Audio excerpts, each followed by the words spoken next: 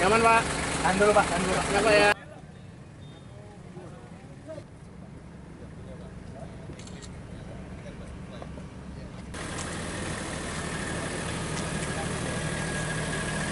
Saya ingin kepada teman-teman kereta api maupun kontraktor untuk menyelesaikan format 1 TOD.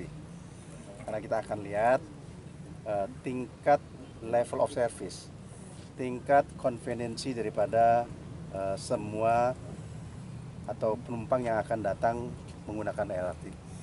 Karena kita harus tahu persis nanti bagaimana ada semacam riset lah supaya dia itu memang convenient untuk masyarakat. Yang lain saya minta ada satu percepatan, satu segmen tertentu bagi kereta api, katakanlah 2 atau 3 kilo.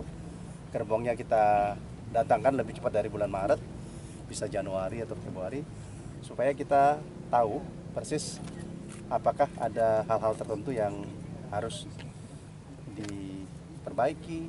Syukur kalau baik ya langsung baik, tapi kalau harus diperbaiki kita punya waktu cukup baik.